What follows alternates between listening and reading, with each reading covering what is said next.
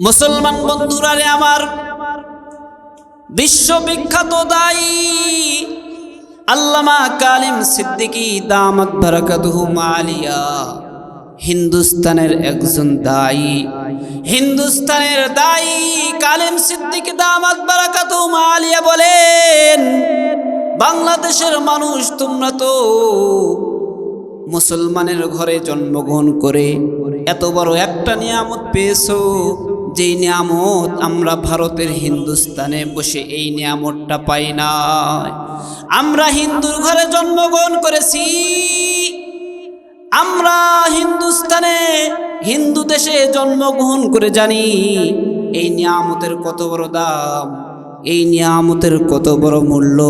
তোমরা বাংলাদেশের মানুষ মায়ের কোল থেকে, মায়ের কোলে যেই দিন আসছো সেই দিন থেকেই তোমরা মুসলমানের ঘরে জন্মগ্রহণ করে এমন বড় একটা নিয়ামত তোমরা পেয়েছো, যেই নিয়ামত আমরা হিন্দুস্তানে পাই না। এই নিয়ামতটা আমরা হিন্দুস্তানে যারা জন্মগ্রহণ করেছি এই নিয়ামত পাইনি। বিশ্ববিখ্যাত দায়ী কালিম সিদ্দিকী দামাত বারাকাতুহু আলিয়া বলেন, বাংলাদেশের মানুষ তোমরা মায়ের কোলে ইসলাম পেয়েছো, কিন্তু আমরা হিন্দুস্তানে জন্মগ্রহণ করার পর যখন ইসলাম গ্রহণ করেছি, তোমাদের বাবা মা তোমাদেরকে কত বড় নিয়ামত পাইছো। ছোট্টবেলা যখন জন্মগ্রহণ করি 5-7 বছর যখন বয়স হয়ে যায়, বাবার হাত ধরে নানার হাত ধরে দাদার হাত ধরে মসজিদে যাইতে পারো, কিন্তু আমরা হিন্দুস্তানের মুসলমানরা এমন সুযোগ সুবিধা পাই না।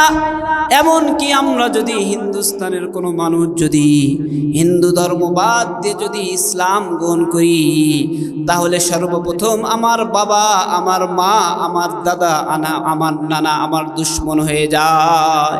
তোমাদের ধর্মের জন্য, তোমাদের ইসলামের জন্য, কালিমার জন্য তোমাদেরকে তোমার বাবা তোমাদের শত্রু হয় নাই, তোমাদের ইসলামের জন্য কালিমা পড়ার জন্য তোমার মা তোমাদের বিরোধী হয় নাই, তোমাদের শত্রু হয় নাই।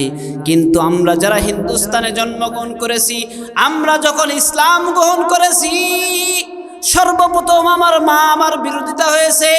যখন ইসলাম গ্রহণ করেছি, যেই বাবা ছোট্ট কাল থেকে দীর্ঘদিন আমাকে মোহাব্বত করলো, আমাকে ভালোবাসলো, তার টাকা পয়সা দিয়ে আমাকে লালন পালন করলো, কিন্তু একমাত্র কালিমা পড়ার কারণে সেই বাবা আমার চিরশত্রুতে পরিণত হয়েছে।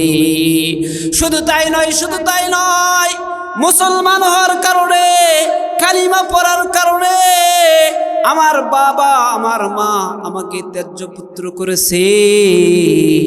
এই জন্য কালিম সিদ্দিকী দামাত বারাকাতুহু আলিয়া বলেন, বাংলাদেশের মানুষ তোমরা ইসলাম পেয়েছো মায়ের কোলে, এটা এমন বড় একটা নিয়ামত, যেই নিয়ামত আমরা বুঝি তোমরা কিন্তু বোঝো না। এই নিয়ামত আমরা যারা মুসলমানের ঘরে জন্মগ্রহণ করেছি আমরা বুঝি না, আমরা এর দাম দেই না। কারণ আমাদের এই নিয়ামতের জন্য হিন্দুস্তান, কাশ্মীর আর আফগানিস্তানের মতো আমাদেরকে ইসলামের জন্য, কালিমার জন্য আমাদের বাবাকে হারাতে হয় না, আমাদের ভাইকে হারাইতে হয় না, আমার বোনকে হারাইতে হয় না, আমাদের ইসলামের জন্য কোনো রক্ত দেওয়ার প্রয়োজন পড়ে না।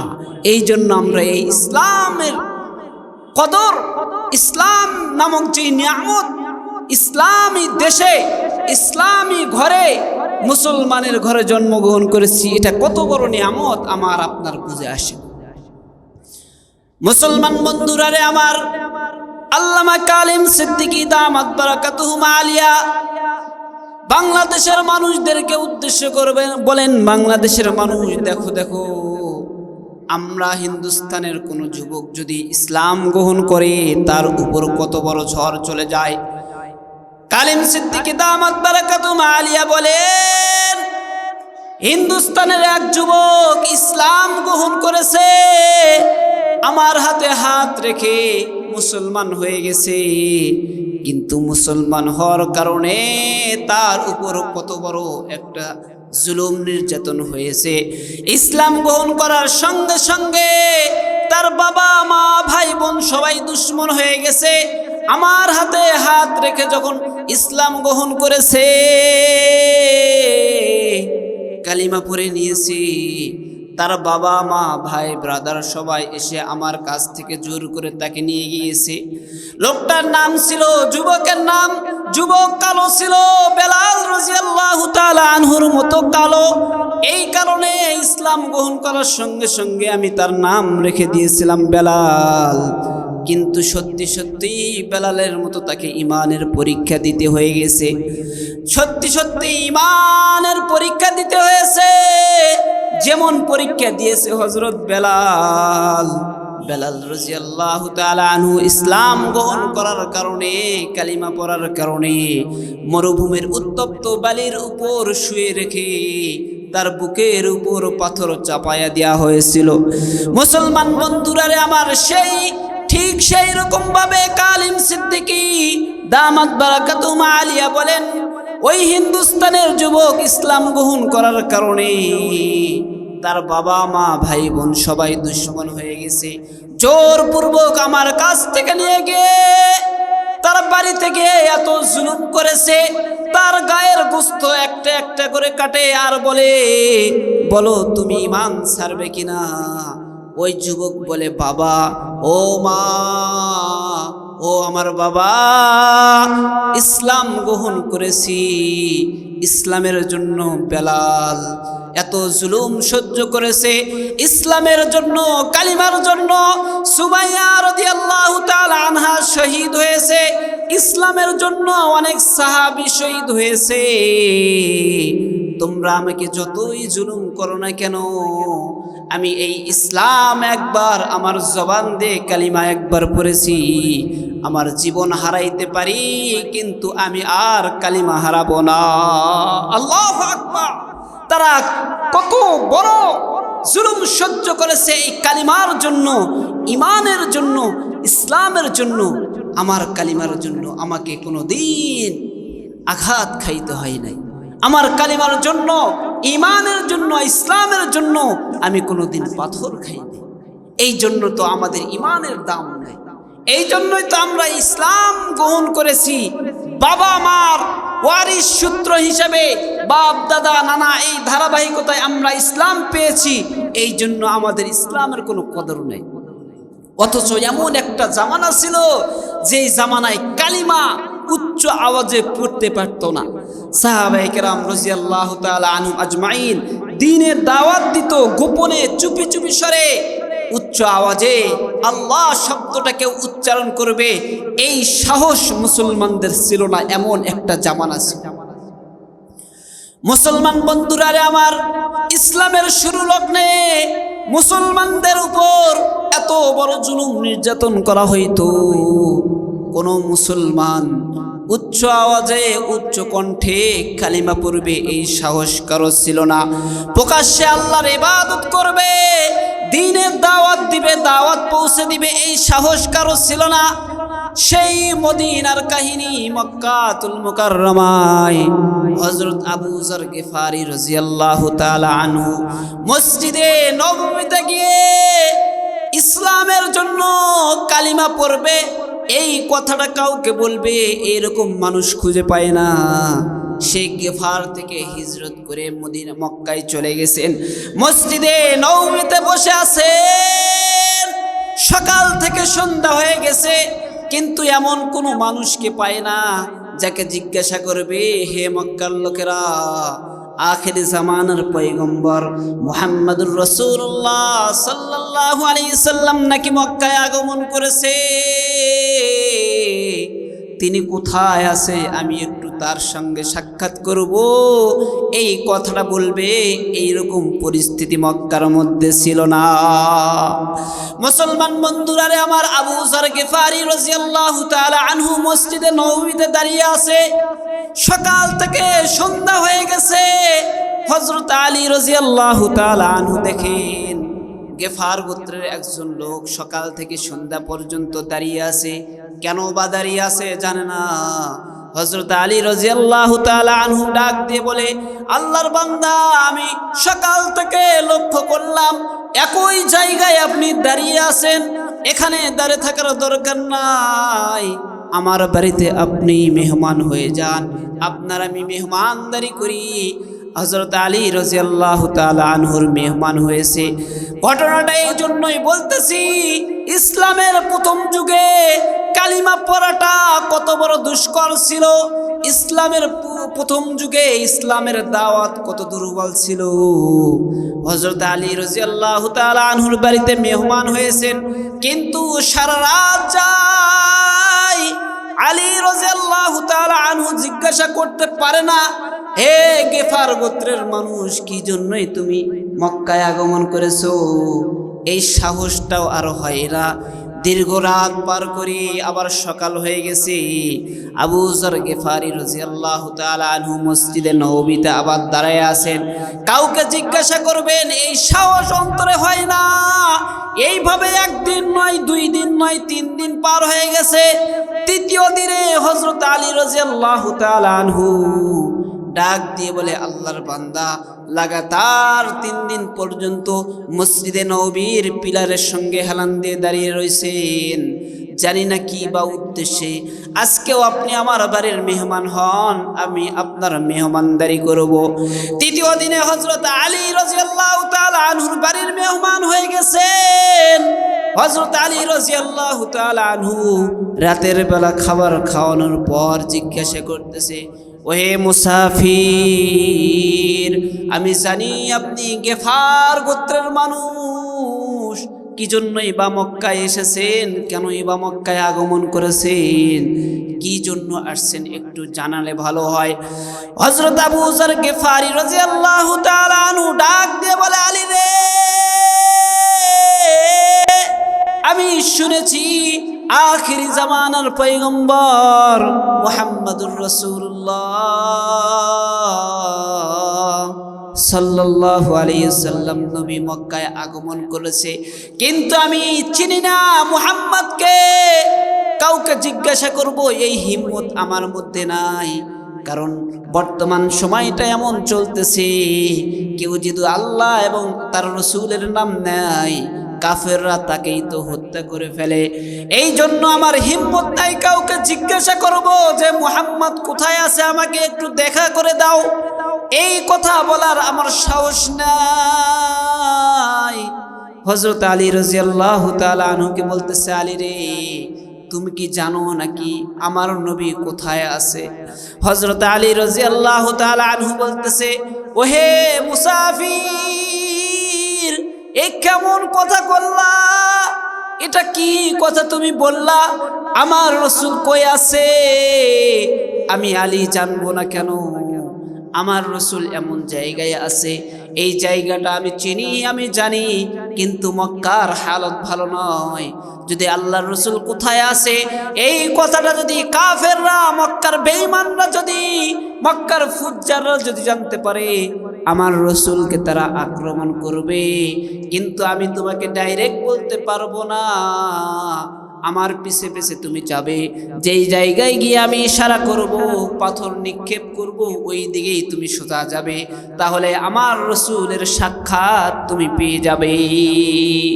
মুসলমান বন্ধুরা রে আমার, হযরত আলী রাদিয়াল্লাহু তাআলা আনহু আবু যর গেফারি রাদিয়াল্লাহু তাআলা আনহুকে নিয়ে রাস্তা চলতেছেন। আল্লাহর পয়গম্বর যেখানে অবস্থান করতেছেন সেই দিকে একটা পাথর নিক্ষেপ করে হযরত আলী রাদিয়াল্লাহু তাআলা আনহু আপন গতিতে চলে গেলেন। হযরত আবু যর গিফারি রাদিয়াল্লাহু তাআলা আনহু সোজা গিয়ে দেখলেন একটা ঝুপড়ি দেখা যায়। ঝুপড়ির মধ্যে ঢুকে দেখেন সেই ঘরে আল্লাহর পয়গম্বর সাল্লাল্লাহু আলাইহি সাল্লাম অবস্থান করতেছেন। আল্লাহর পয়গম্বরকে ডাক দিয়ে বলে, ওগো আল্লাহর পয়গম্বর, ওগো আখিরি জামানার নবী, ওগো মুহাম্মদ, সেই দীর্ঘ 3 দিন থেকে আমি এখানে অবস্থান করছি। ওগো আল্লাহর নবী, 3 দিন যাবত মসজিদে নববীর মধ্যে দাঁড়ায় রয়েছি।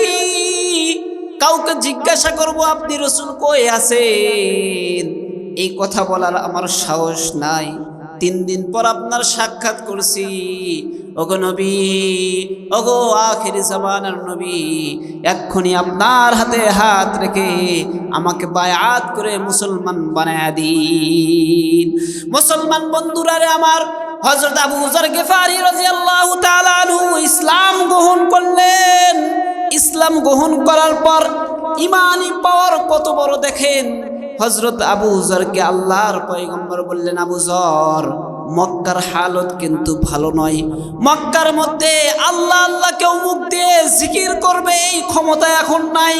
মক্কার অবস্থা বড়ই ভয়ঙ্কর। তুমি আবু যর খবরদার, কিন্তু আল্লাহর নাম কালিমা কিন্তু উচ্চ আওয়াজে পড়বে না, মনে মনে পড়বে। গোপনে গোপনে দিনের দাওয়াত দিবে, উচ্চ আওয়াজে দিবে না। মুসলমান বন্ধুরা রে আমার, হযরত আবু যর গিফারি রাদিয়াল্লাহু তাআলা আনহুর ইমানি পাওয়ার কত বড়, ইমানি জজবা কত বেশি। মসজিদে নববীতে গিয়ে মনে মনে আস্তে আস্তে কালিমা পড়তেছেন, কিন্তু ইমানি জজবা এত বেশি হয়ে গেছে, উচ্চ আওয়াজে আবু যর গিফারি রাদিয়াল্লাহু তাআলা আনহু বলতে শুরু করেছেন, আশহাদু আল্লা ইলাহা ইল্লাল্লাহ ওয়া আশহাদু আন্না মুহাম্মাদুর রাসূলুল্লাহ। মুসলমান বন্ধুরা আমার, যেই মাত্র হযরত আবু যর গিফারি রাদিয়াল্লাহু তাআলা আনহু উচ্চ আওয়াজে কালিমা পাঠ করেছেন, চতুর্দিক থেকে মক্কার বেঈমানরা, কাফেররা আবু যর গিফারিকে পাথর নিক্ষেপ করা শুরু করেছেন। আবু যর গিফারি রাদিয়াল্লাহু তাআলা আনহু উচ্চ আওয়াজে মসজিদে নববীতে কালিমা পড়ার কারণে পাথরের আঘাত খেয়েছেন। কিন্তু আমরা বাংলাদেশে কত সুন্দর ইসলাম পেয়েছি, কত সুন্দর ঈমান পেয়েছি, আমাদের কালিমার জন্য কেউ বাধা দেওয়ার ক্ষমতা নাই। কথা বলেন ঠিক কিনা? আমাদের কালিমার জন্য, ঈমানের জন্য কেউ বাধা দিবে এই ক্ষমতা নাই। আবু যর গিফারি রাদিয়াল্লাহু তাআলা আনহু এত ঈমানি পাওয়ার বেড়ে গেছে, মসজিদে নববীতে উচ্চ আওয়াজে পড়া শুরু করেছেন, আশহাদু আল্লা ইলাহা ইল্লাল্লাহ। ঈমানি পাওয়ার এত বেশি, এত বেশি, যেই সময় পুরা কাফের বেঈমান ফুজ্জাররা ইসলামের বিরুদ্ধে ছিল, ইসলামের শত্রু ছিল, সেই সময় আবু যর গিফারি রাদিয়াল্লাহু তাআলা আনহু মসজিদে নববীতে দাঁড়িয়ে ঈমানি পাওয়ারের কারণে উচ্চ আওয়াজে কালিমা পাঠ করেছে। কিন্তু আমাদের ঈমান এত দুর্বল, আমাদের ঈমান এত দুর্বল বলে শেষ করতে পারবো না। 95% মুসলমানের দেশে আমার আল্লাহকে নিয়ে, আমাদের রসুলকে নিয়ে কটাক্ষ করা হয়। আল্লাহকে বলা হয় আল্লাহ নাকি বুঝে না, আল্লাহর আয়াতগুলোকে অস্বীকার করা হয়। এমন বেঈমান, কাফের, ফুজ্জার আর নালায়েককে এই বাংলাদেশের মানুষ, আমাদের ঈমান যদি আবু যরের মতো হইতো, তাহলে তার এতদিন বেঁচে থাকার কোনো অধিকার এই বাংলাদেশে থাকতো। কিন্তু আমাদের পাওয়ার, ঈমানি পাওয়ার দুর্বল, এই জন্য আমরা পারি না। মুসলমান বন্ধুরা আমার, এই জন্য আল্লাহ তাআলা আমাদেরকে যে ঈমান দিয়েছেন, এই ঈমানের শুকর আমরা কিভাবে আদায় করব? এই ঈমানের শুকর আমরা কিভাবে আদায় করব? আল্লাহ তাআলা কোরআনুল কারীমের মধ্যে ঈমানদারদেরকে ডাক দিয়ে বলেন, ইয়া আইয়ুহাল্লাযীনা আমানুত্তাকুল্লাহ ওয়াবতাগু ইলাইহিল ওয়াসিলা ওয়াজাহিদু ফি সাবিলিহি লাআল্লাকুম তুফলিহুন। মুসলমান বন্ধুরা আমার, আল্লাহ তাআলা কোরআনুল কারীমের মধ্যে ঈমানদারদেরকে উদ্দেশ্য করে বললেন, এ দুনিয়ার ঈমানদাররা, তোমরা যারা ঈমান পেয়েছো, ঈমান নামক দৌলত, ঈমান নামক নিয়ামত আমি যেই সমস্ত বান্দাদেরকে দিয়েছি, তোমরা যেহেতু এই ঈমান কোনো দরখাস্ত ছাড়া, কোনো চিঠি ছাড়াই, বিনা দরখাস্তে তোমাদেরকে আমি দিয়েছি, তোমরা এই নিয়ামতের শুকর আদায় করবা 3 কাজের মাধ্যমে। কয় কাজ? 3 কাজ। 3 কাজের মাধ্যমে এই নিয়ামতের শুকর আদায় করব। কিভাবে আদায় করব? আল্লাহ তাআলা সেই কথাও বলে দিলেন, ইয়া আইয়ুহাল্লাযীনা আমানুত্তাকুল্লাহ। তোমরা যারা ঈমান এনেছো, 1 নম্বর হলো আল্লাহ তাআলাকে ভয় করো, ইত্তাকুল্লাহ, আল্লাহ তাআলাকে ভয় করো। 3 কাজের মাধ্যমে ঈমানের শুকর আদায় করব। তার মধ্যে 1 নম্বর কাজ হলো ইত্তাকুল্লাহ, আল্লাহকে ভয় করব। ভয় করার মাধ্যমে আমরা নিয়ামত ঈমান নামক যে দৌলত দিয়েছেন, এই ঈমান নামক দৌলতের শুকর আদায় করব। এখন আমরা ভয় করি কাকে? আমরা কি আল্লাহকে ভয় করি? আমরা আল্লাহকে ভয় করি না। আমরা যদি আল্লাহকে ভয় করতাম তাহলে আমাদের মাধ্যমে, আমাদের দ্বারা অশ্লীল বেহায়াপনা কোনো কাজ হওয়া সম্ভব।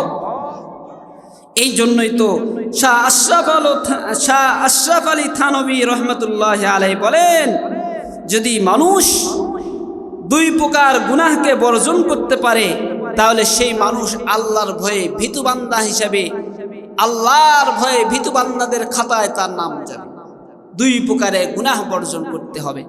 1 নম্বর, যে সমস্ত ইবাদতের কথা আল্লাহ তাআলা বলেছেন, এই সমস্ত ইবাদতগুলোকে বর্জন করে যেই গুনাহ হয়, এই গুনাহকে ছাড়তে হবে।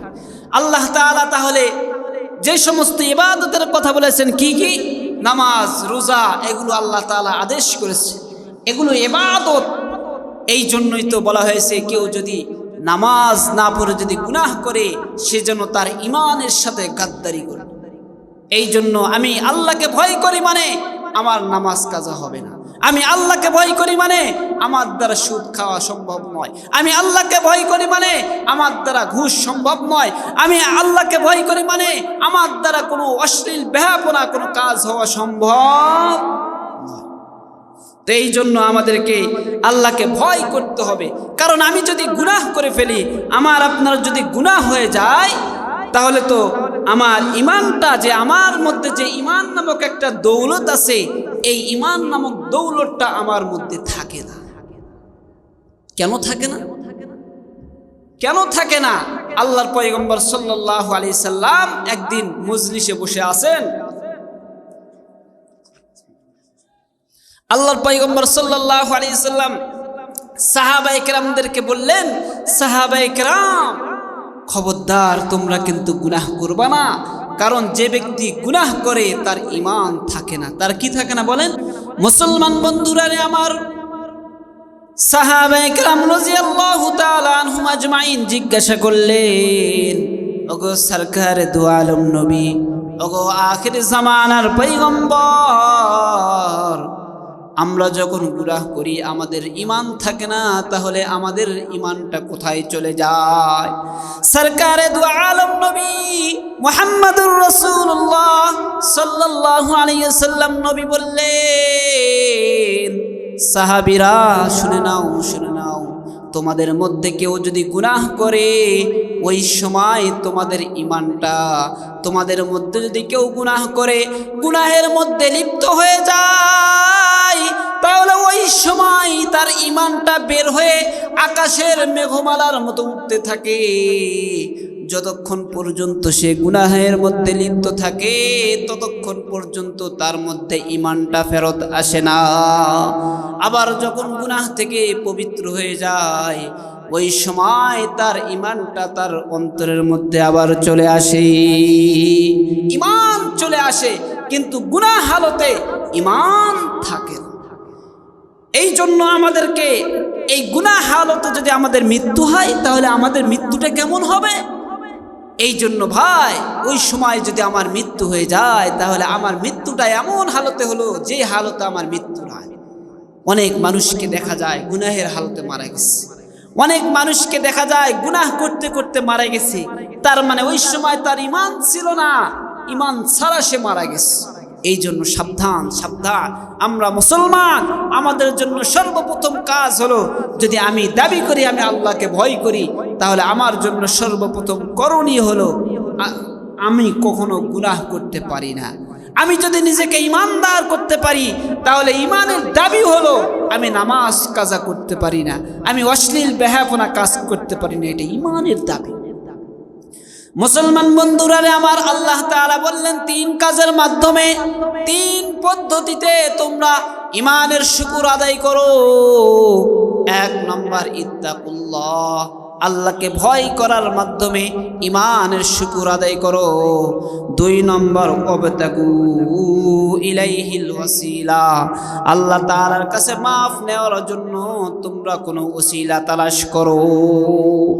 জীবনে কোনো ওসিলা বানাইতে হবে, যেই ওসিলায় আমি আল্লাহর কাছে মাফ পাবো, আল্লাহ তাআলা আমাকে ক্ষমা করবেন, এমন একটা ওসিলা। যুব সমাজ যারা আছো, মুরব্বিন কিরাম যিনারা আছেন, সকলের কাছে অনুরোধ, আপনি গুনাহ করতেছেন, এই সময় আপনি মনে করবেন হাই এই গুনাহের মধ্যেই যদি আমার মৃত্যু হয় তাহলে মৃত্যুটা কেমন মৃত্যু হয়ে যাবে। আর এমন যদি গুনাহ থেকে আমি ফেরত আসতে পারি, কোনো গুনাহের কাজ করতেছি এই সময় যদি আমি ফেরত আসতে পারি তাহলে এটাও আমার আপনার জন্য ওসিলা হইতে পারে। এই ওসিলায় আল্লাহ তাআলা আমার আপনার জিন্দেগির গুনাহ খাতা মাফ করতে পারেন। মুসলমান বন্ধুরা রে আমার, এই কারণেই আল্লাহ তাআলা বলেন 3 কাজের মাধ্যমে 3 পদ্ধতিতে তোমরা ইমানের শুকর আদায় করো। 2 নম্বর হলো ওয়াবতাগু ইলাইহিল ওয়াসিলা, আমি আল্লাহর কাছ থেকে ক্ষমা নেওয়ার জন্য জিন্দেগিতে এমন কাজ করো যেই ওসিলার মাধ্যমে আমি আল্লাহ তোমাদের জিন্দেগির গুনাহ খাতা মাফ করে দিব। সাহাবায়ে কেরামের যুগে সাহাবায়ে কেরাম রাদিয়াল্লাহু তাআলা আনহুম তিনাদের আমলে অনেক মানুষকে পাওয়া গেছে যারা গুনাহের কাজ করতেছিল, কিন্তু আল্লাহর ভয়ে গুনাহ থেকে বিরত থেকেছে। এই কারণে আল্লাহ তাআলা তাকে ওলি বানায়া দুনিয়া থেকে উঠায় নিয়েছে। আল্লাহর পয়গম্বর সাল্লাল্লাহু আলাইহি সাল্লামের জামানায় কিফিল নামক এক জালেম, এলাকার মধ্যে বড় সন্ত্রাসী, এই কিফিল নামক জালেমের কাছে এক মহিলা টাকা ধার চেয়েছে। এ জালেম, আমাকে কিছু টাকা ধার দাও। জালেম বলে, কিফিল নামক জালেম বলে, তোমাকে আমি টাকা ধার দিতে পারি, কিন্তু শর্ত হলো টাকার বিনিময়ে তোমার দেহ কিন্তু আমার কাছে বিক্রি করতে হবে। মুসিবত এত বড় ছিল, টাকার কারণে ওই মহিলাকে জেনার সম্মুখীন হতে হয়েছে। ঘটনাটা দেখছে এমনই ভাবে ওই মহিলা টাকার কারণে যুবকের শর্তে রাজি হয়ে গেছে, জালেমের শর্তে রাজি হয়ে গেছে। এক করে এক রুমে যখন ওই 2 জন একত্রিত হয়ে গেছে, জালেম মহিলাকে বস্ত্রহীন করে ফেলছে। এমন সময় তাকায়া দেখে মহিলা কান্দে। জালেম ডাক দিয়ে বলে, মহিলা কেন কাঁদো? বলে, আল্লাহর ভয় আমি কাঁদি। মহিলা বলে, আমার জীবনে আমি কোনোদিন গুনাহ করি নাই, আমার ভয় হয় আজকে এই গুনাহের পর যদি আমার মৃত্যু হয় তাহলে জীবনের শেষ সময় আমি গুনাহ করে ফেললাম, এই গুনাহের দাগ নিয়ে আমার আল্লাহর কাছে দাঁড়াইতে ভয় লাগে, এই জন্য আমি কাঁদি, আমার চোখ দিয়ে পানি বের হয়। কিফিল নামক জালেম বলে, মহিলা তুমি তো তাহলে একজন পবিত্র মহিলা, তোমার মতো পবিত্র মহিলাকে আমি নাপাক করতে চাই না, যাও যাও, তোমাকে 500 টাকা আমি মাফ করে দিলাম। এই মুহূর্তে গুনাহ থেকে আমি বিরত হইলাম। ঘটনা লেখছেন ওই রাতে ঘটনাক্রমে কিফিল নামক জালেমের ইন্তেকাল হয়ে গেছে। সকালবেলা এলাকাবাসী শুকরিয়া আদায় করতেছে, জালেম মারা গেছে, ভালোই হয়েছে, কিফিল মারা গেছে, ভালোই হয়েছে। লাশ দেখার জন্য এলাকাবাসী চলে আসছে, কিন্তু কুদরতিভাবে তার দরজার উপর লেখা ভেসে উঠছে, এলাকাবাসী সাবধান সাবধান, তোমরা এই কিফিলরে গালি দিও না। রাত্রেবেলা গুনাহ থেকে বিরত থাকাটা আল্লাহর কাছে এত পছন্দ হয়েছে, আল্লাহ তাআলা তার জিন্দেগির সমস্ত গুনাহ খাতা মাফ করে তাকে জান্নাতের মেহমান বানায়া দিয়েছে। সুবহানাল্লাহ। এই জন্য ভাই যুবক যারা আছেন, যতদূর পর্যন্ত মাইকের আওয়াজ যায়, সকলকে বলতে চাই, আপনি গুনাহ করতেছেন এমন সময় বিরত আসেন। যদি এই আমলটা ওসিলা বানাইতে পারেন, এই ওসিলায় আল্লাহ তাআলা আপনার জিন্দেগির গুনাহ খাতা মাফ করবেন। তো বলতেছিলাম ইমানের শুকর আদায় করব 3 কাজের মাধ্যমে। 1 নম্বর আল্লাহ তাআলাকে ভয় করার মাধ্যমে, 2 নম্বর আল্লাহ তাআলার কাছ থেকে মাফ নেওয়ার জন্য কোন ওসিলা বানানোর মাধ্যমে, 3 নম্বর ওয়াজাহিদু ফি সাবিলি, আল্লাহর রাস্তায় মেহনতের মাধ্যমে, আল্লাহর রাস্তায় সত্যের পথে অটল থেকে জিহাদের মাধ্যমে। এই 3 কাজের মাধ্যমে আল্লাহ তাআলা ইমানের শুকর আদায় করার কথা বলেছেন। আল্লাহ তাআলা আমাদের সকলকে ইমানের শুকুর আদায় করে শুকুরকারী বান্দা হিসেবে কবুল করুক। সকলে বলুন আমিন।